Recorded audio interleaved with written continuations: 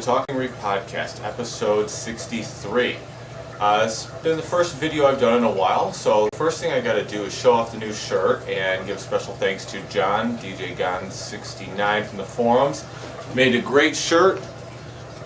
I'm sure a lot of you remember seeing the design in the forums. He posted the image there and was kind enough to make it into a shirt. Thanks very much, I appreciate it. The next thing that I wanted to mention real quick before we get into the show, if you have been following through in the forums, you'll also notice that I have been finally starting the Prodi system using the various different additives and stuff like that. It's something that I'm going to be trying out. So just to let everybody know that I have started that. I received the products today. I did go through and carefully photograph a lot of the different stuff in the tank. And various different corals and full tank shots and stuff like that. So we got that started. I'm going to be starting a thread in the forums. It's going to be a journal type thread, but it's going to be a little bit different style. It's going to be a closed thread. I will only be posting my updates in that. It will not be a conversational thread.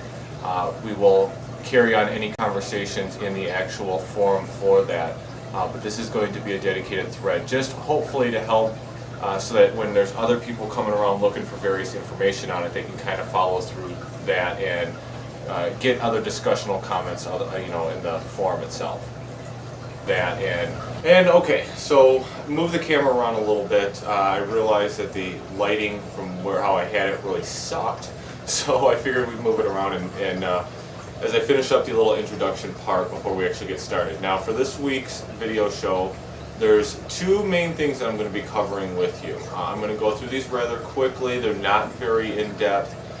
In fact, for a lot of people, they might be redundant or information that you might be beyond what this might not be stuff that you're very interested in. But we're going to do this because I know there's been a lot of questions and a lot of people want more information on it. So the two things that we're going to be covering, the first part is going to be on auto top-offs.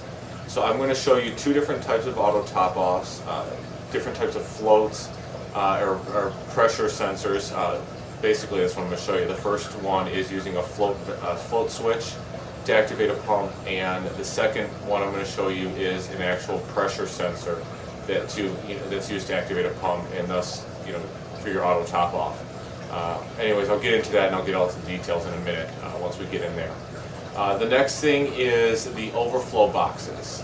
There's been a lot of questions about people. I know overflow boxes are not everybody's most favorite thing. Most people say that you should never use them. Some people say they're okay. Personally, I've been using them for over 2 years now, and I've yet to have a single problem with either of them. I know I've talked about this in other shows. It's important to make sure you keep them cleaned out, make sure that they're maintained just like everything else in your system. There's a certain amount of maintenance that goes along with everything. If you don't do that maintenance, you're going to have a problem no matter what you're working with. So those are the caveats with that, but I'm going to show you my overflow boxes, how they work. Again, we're not going to go in huge in depth on it. Both of them that I'm going to show you are actually hooked up to my systems. And I'm not going to be able to go through and tear those off just to kind of give a better presentation of them. But I'm going to take you in there, show you the systems, and kind of let you get a good look at what they are. So all that being said, let's move on and get into the first part, which is the top-offs.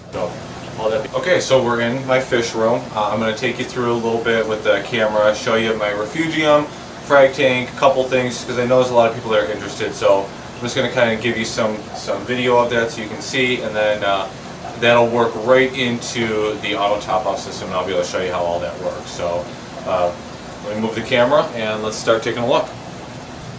Okay, well, here's for starters, here's the refugium, my whole fish room.